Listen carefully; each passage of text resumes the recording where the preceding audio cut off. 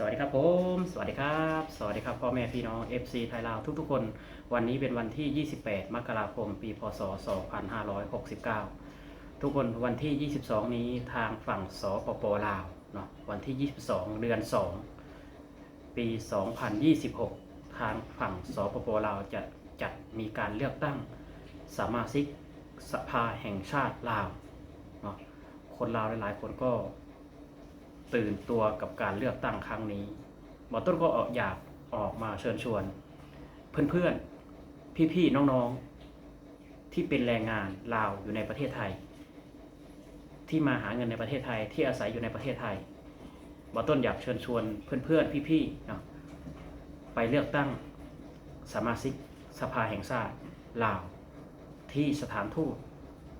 ณกรุงเทพมหานครทุกคนทางสถานทูตลาวและรัฐบาลลาวก็ประกาศให้คนลาวที่มีสิทธิ์ในการเลือกตั้งไปลงคะแนนเสียงใช้สิทธิ์ใช้เสียงในครั้งนี้ที่ทางสถานทูตลาวเปิดให้ลงคะแนนเสียงตั้งแต่ 9 โมงถึง 17 นาฬิกาหรือว่า 5 โมงเย็นนั่นเองทุกคนขอเชิญชวนเพื่อนๆพี่ๆน้องๆเนาะไปลงคะแนนเลือกตั้งเจ้ามักผู้ใดเจ้าหักผู้ใดสมาชิกสภาคนใดเจ้าเลือกเพราะว่าคนเหล่านี้คนที่เฮาเลือกจะเป็นตัวแทนของเฮาเขาไปนั่งในสภาผู้แทนราษฎรเขาไปอภิปรายอยู่ในสภาผู้แทนราษฎรคนที่เฮาเลือกคนเหล่านี้จะไปพัฒนาบ้านเมืองเฮาให้ก้าวหน้าต่อไปบ่ต้นเชื่อว่าหลายๆคนเนาะเกิดมายังบ่เคยเลือกตั้งยังบ่เคยเลือกตั้งแม้กระทั่งบ่ต้นเองอายุสิเข้า43แล้วบ่ต้นยังบ่เคยเลือกตั้งสมาชิกสภาผู้แทนครั้งนี้เพิ่นเปิดโอกาสให้แล้วทุกคนเพิ่นเปิดโอกาสให้บ่ต้นเนี่ยจะบ่พลาดเรื่องนี้เด็ดขาดเพราะว่านี่คืออนาคตของประเทศนี่คืออนาคตของลูกหลานบ้านเมืองจะเจริญศรีวิไลก้าวทันเพื่อนบ้านก้าวทันนานาประเทศมันก็อยู่ที่เฮาแล้วล่ะเฮาเป็นคนตัดสินใจเฮาเป็นผู้กำหนดทิศทางของประเทศวอนนายจ้างทุกคนเนาะนโยบายหยุดงานให้ลูกจ้างเพื่อลูกจ้างของท่านจะไปลงคะแนนเสียงเลือกตั้งสมาชิกสภาแห่งชาติหมอต้นดีใจทุกคนเนาะดีใจแห้งขนาดพอเป็นครั้งแรกของหมอต้นเกิดมาครั้งเดียวกับขอใส่ซิทธิ์นะกับประเทศเนาะที่ผ่านมาก็ใส่ซิทธิ์แต่กับเมียบ่เคยใส่ซิทธิ์กับการเลือกตั้งสมาชิกสภาเลยบ่ฮู้จักว่าเลือกตั้งจังไดอยากเชิญชวนทุกๆคนเนาะไปกันให้หลายๆไปลงคะแนนเสียงให้หลายๆเพราะว่าครั้งหนึ่งในชีวิตของเฮาเนาะเจ้าอาจจะบ่เคยเลือกตั้งตลอดชีวิตของเจ้าก็เป็นได้บ่ต้นเชื่อเลยว่าคนลาวเกิดมาครั้งหนึ่งยังบ่เคยเลือกตั้งอายุ50ยังบ่เคยเลือกตั้งบ่ต้นเชื่อเลยทุกคนเนาะคือบ่ต้น43บ่ต้นยังบ่เคยเลือกตั้งเลยมีไผแน่เคยเลือกตั้งเนาะคนลาวนี่คอมเมนต์เบิ่งว่ามีคนเลือกเคยเลือกตั้งเลยบ่ต้นเชื่อเลยว่า 95% นี่บ่เคยเลือกตั้ง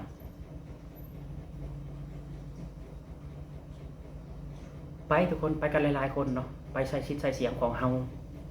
าเกิดมาเป็นมนุษย์เฮาเกิดมาเป็นพลเมืองลาวมักผู้ใดชอบผู้ใดก็เลือกตามใจเฮาถึงว่าคนนั้นได้เขาไปนั่งในสภาเป็นสมาชิกสภาแห่งชาติแล้วเขาจะเก่งเขาจะทำดีมันก็ขึ้นอยู่กับที่เฮาเลือกเนาะวันที่22เดือนกุมภาพันธ์หรือว่าเดือน2ปี2026ทุกคนที่สถานทูตลาวถ้าผู้ใดไปบ่ฮอดจอดบ่ถึกเนาะบ่ต้นอยากแนะนำทางไปคือเจ้านั่งรถ BTS เนาะ บ่แม่น BTS MRT MRT ไปลงสถานีห้วยขวางแล้วก็นั่งรถ2แถวแดงเข้าไปหรือว่านั่งแท็กซี่เข้าไปหรือว่านั่งรถเมล์เข้าไปเนาะง่ายๆเลยทุกคนเนาะนั่งรถไฟฟ้า MRT ไปลงที่สถานีห้วยขวางแล้วขึ้นไปข้างบนแล้วก็นั่งรอ2แถวตรงวินมอไซค์มันจะมี2แถวสีแดงมันจะบอกว่าไปรามคำแหงขึ้นอันนั้นเลยบอกโชเฟอร์ว่าฮอดสถานทูตจอดให้ข่อยนี่เด้อไปง่ายๆทุกคนเนาะไปได้ง่ายไปเจอกับข่อยแน่นอนเนาะมื้อวันที่22ข่อยสิบ่พลาดข่อยสิลางานกับเฒ่าแก่ข่อยไปเพราะว่านี่คือสิทธิ์ครั้งแรกของข่อยที่จะเลือกคนที่ต่างหน้าข่อยเขาไปนั่งในสภาแม้นว่าเฮานี่บ่มีสิทธิ์สิไปนั่งในสภาแล้วเฮาก็เลือกคนที่เขาไปนั่งในสภาแทนเฮาไปเนี่ยข่อยสิอ่านประวัติข่อยสิอ่านระดับการศึกษาข่อยสิอ่านผลงานคักๆข่อยสิบอกลงคะแนนสุ่ม4สุ่ม5ข่อยสิอ่านรายละเอียดการศึกษาความรู้ความสามารถผลงานที่ผ่านมาสร้างอีหยังแน่โอ้ดีใจทุกคนบ่ต้นนับมื้อนับวันอยู่เนี่ยนับมื้อนับวันบ่ต้นก็เชื่อว่าหลายๆคนก็อาจจะไปนะทุกคนอาจจะไปบ่ต้นบ่ยอดก็อาจจะไปเพราะว่าเงินทองเฮาหาได้ทุกคนเงินทองเฮาหาได้แต่ว่าสิทธิ์ในการเลือกตั้งนี่นานๆมีครั้งหนึ่งเฮาอยากให้บ้านเมืองเฮาพัฒนาเฮาอยากให้บ้านเมืองเฮาศรีวิไลเฮาอยากให้ถนนหนทางอยู่ในสปป.ลาวมันดีขึ้นเฮาก็ต้องไปลงคะแนนเสียงใส่สิทธิ์เลือกตั้ง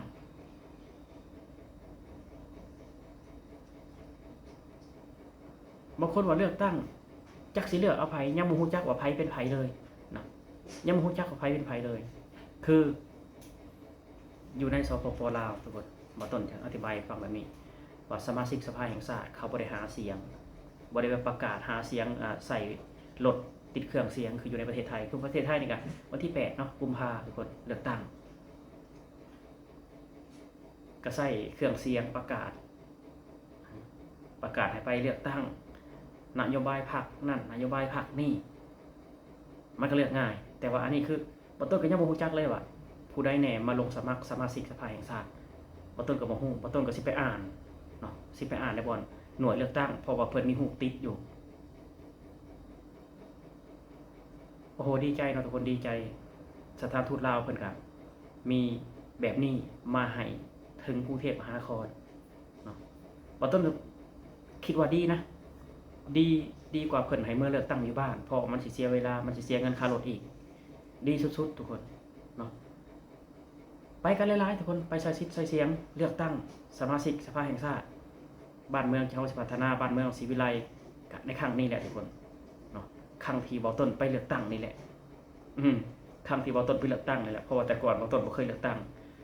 ครั้งนี้บ่ต้นไปเลือกตั้งบ้านเมืองอาจจะพัฒนาทันโลกทันประเทศอื่นๆก็เป็นได้นะทุกคนเนาะโอเคครับทุกคนสำหรับคลิปนี้กับบ่ต้นก็อยากออกมาเชิญชวนเพื่อนๆพี่ๆที่เป็นแรงงานลาวอยู่ในประเทศไทยจงไปใช้สิทธิ์ใช้เสียงเลือกตั้งเอาสมาชิกสภาผู้แทนราษฎรเขาไปนั่งในสภาเขาไปเป็นตัวแทนของประชาชนเฮ็ดให้บ้านเฮาพัฒนาเฮ็ดให้บ้านเฮาศรีวิไลกำหนดทิศทางของประเทศด้วยตัวของท่านเองด้วยสิทธิ์ของท่านเอง1 สิทธิ์ 1 เสียง1 สิทธิ์ 1 เสียงไปกันหลายๆทุกคนสวัสดีครับผม